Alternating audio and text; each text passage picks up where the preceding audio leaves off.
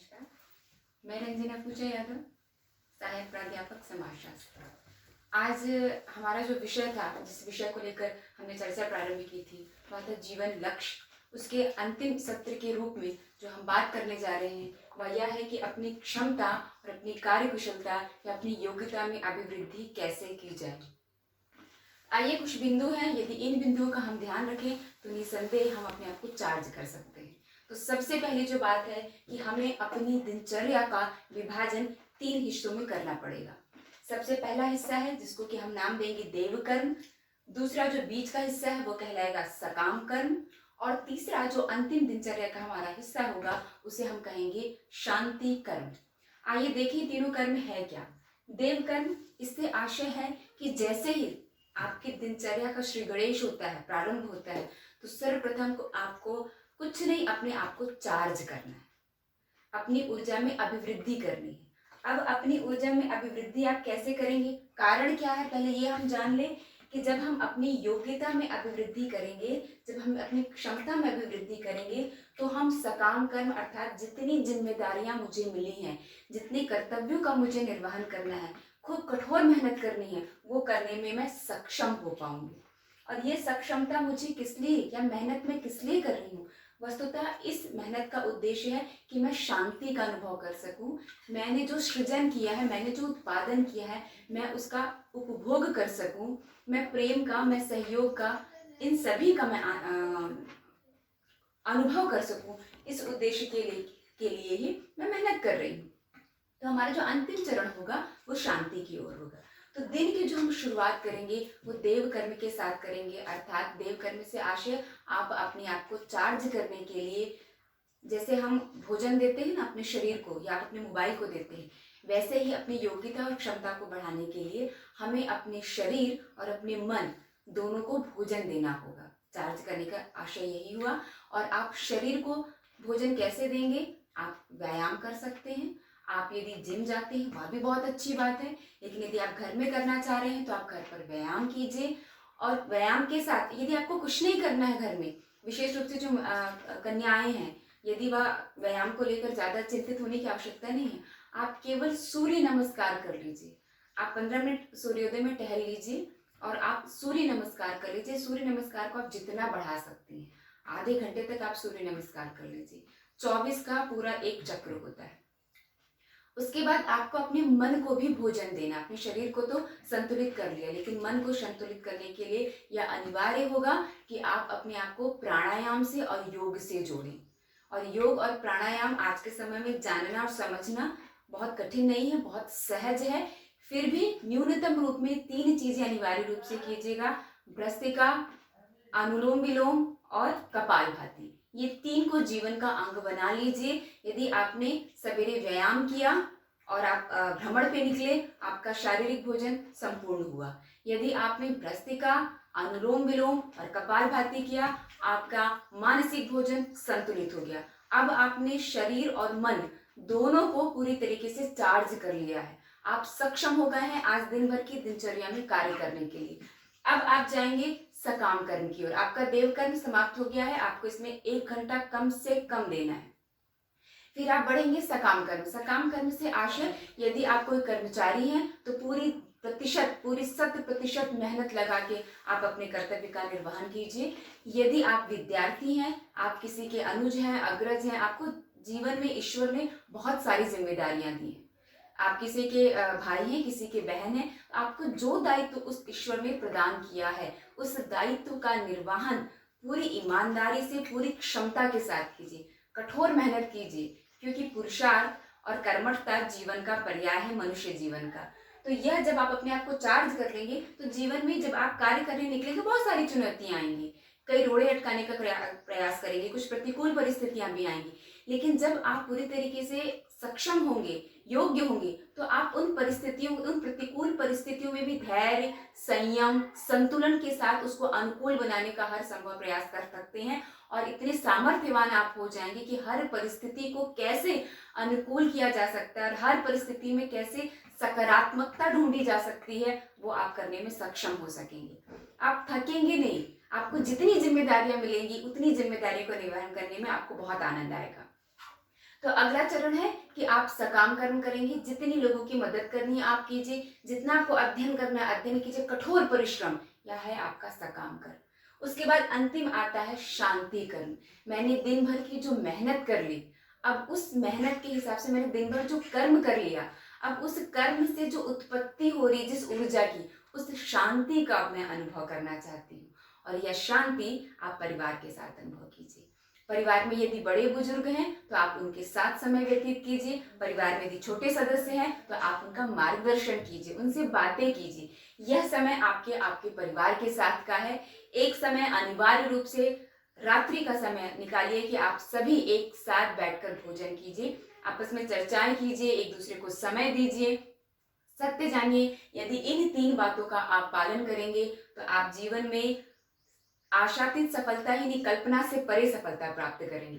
तो इस शांति का उद्देश्य क्या है? वस्तुतः हम शांति परिवार के बाहर ढूंढते हैं, वहां त्रुटि होती है। आपने जो भी किया, अब आप परिवार में शांति का अनुभव कीजिए। आपको एक छोटा सा उदाहरण यह बताती हूँ कि जैसे मान लीजिए कोई बच्चा दिन भर बाहर खूब खेला, खेलने के बाद जब वो घर आता है, कीचड़ में खेल रहा है, धूल पे खेल रहा है, मिट्टी में खेल रहा है छोटा बच्चा, माँ क्या करती है? सबसे पहले घर में आने के बाद उसकी साफ सफाई करती है। रात्रि में सोने से पहले आप कहीं से खेल कर आते हो, आप पसीना पसीना होते हैं, हम क्या करते हैं? हम पहले अपनी सफाई करते हैं, उसके बाद रात्रि में सोने जाते हैं। शांति कर्म से आशय यह है कि दिन भर की जो मेरी थकान है, दिन भर में मेरे अंदर शरीर में भी मैल आया तो मैंने तो हाथ पैर धो लिया, लेकिन जो मन में मैल स्थापित हुआ, किसी को हो सकता है मैंने बुरा कह दिया, किसी की कोई बातें मुझे बुरी लग गई, मन में वो मैल एकत्रित हो गया, उस मैल को हम कैसे निकालेंगे? जैसे शरीर की सफाई के लिए आप साबुन और आप पानी का इस्तेमाल करते हैं, वैसे ही मन की सफाई के लिए आपको प्रेम से उसे धोना पड़ेगा, आपको आनंद से, वात्सल्यता से, स्नेह के साथ उसे धोना पड़ेगा। और ये सारी चीजें आपको परिवार में मिलेंगी। तो आपके अंदर जितना भी किसी व्यक्ति के प्रति यदि मैल होगा भी, तो जब आप परिवार के बीच बैठते हैं और अपनी हंसी मजाक से उस समय को व्यतीत करते हैं, परिवार की उस घनिष्ठता और प्रेम का अनुभव करते हैं, तो आप वहां पर शांति कर्म के हिसाब से आप अपनी सारी चीजों को धो रहे होते हैं। और वहां दिन भर में जितना भी आपने कार्य किया, आपका शरीर और आपका मन पूरी तरीके से आनंद में डूब के स्वस्थ हो चुका होता है, साफ हो चुका होता है। तो यह 3 बातों का हम ध्यान रखेंगे। उसके बाद एक अगला चरण, ये करने के बाद 2 समय हम ध्यान रखें, उठने के आधा घंटे बाद और सोने के आधा घंटे पहले। यह 2 समय बहुत महत्वपूर्ण होता है आपके जीवन में। इस 2 समय में आप सकारात्मक ऊर्जा से जुड़ने का प्रयास कीजिएगा। इसलिए मेरा निवेदन है कि जो आप लोग सोते समय मोबाइल चलाते हैं या टीवी देखते हैं, नकारात्मक चीजें देखते हैं, कोई भी चीजें, कोई भी इलेक्ट्रॉनिक मीडिया से संबंधित चीजें, आप भी जानते हैं उसमें कितनी नकारात्मकता होती है, कितनी नकारात्मक ऊर्जा उसमें से प्रस्फुटित होती है।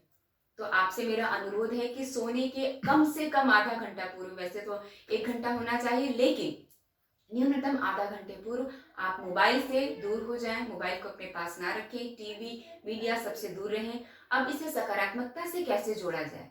जब आप सोने जा रहे हो उसके आधे घंटे पूर्व आप कुछ अच्छी किताबें पढ़ लीजिए।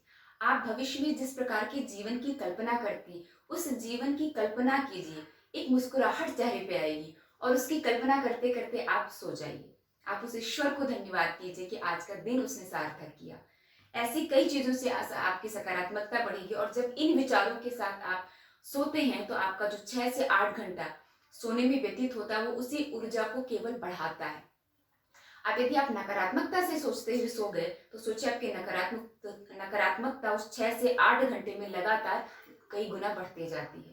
और यदि आप सकारात्मकता के हिसाब से सोएंगे तो उस 6 से 8 घंटे लगातार आपकी सकारात्मकता बढ़ते जाएगी। इसलिए सोने के आधे घंटे पूर्व का समय विशेष ध्यान रखिएगा। ठीक वैसे ही प्रातः उठने के आधा घंटे के पश्चात जैसे आप उठे, हम क्या करते हैं, हम मोबाइल फिर उठा लेते हैं और हम देखते हैं कि भाई व्हाट्सएप में किसी ने मुझे क्या कमेंट किया। फेसबुक, बहुत सारी मीडिया के स्वरूप हैं, आप उसमें निरंतर निरीक्षण करते हैं कि सामने वाले ने क्या कहा, उसके हिसाब से आपकी ऊर्जा प्रभावित होती है। आपने जैसे अपनी आसपास की ऑरा में इलेक्ट्रॉनिक मीडिया को रखा, वो आपकी ऊर्जा खाना प्रारंभ कर देता है। या फिर आप समाचार पत्र लेकर बैठ जाते हैं। उस आधे घंटे में वो इतना महत्वपूर्ण समय होता है जब आपका सहस्त्रार चक्र खुला होता है और उस समय आप जिस प्रकार की ऊर्जा शरीर में डालेंगे वह तुरंत उसे स्वीकार कर लेता है। तो प्रयास कीजिए इस आधे घंटे में कोई मोबाइल नहीं, कोई इलेक्ट्रॉनिक मीडिया नहीं, कोई नकारात्मक बातें नहीं, आप ईश्वर का धन्यवाद करके उठिए।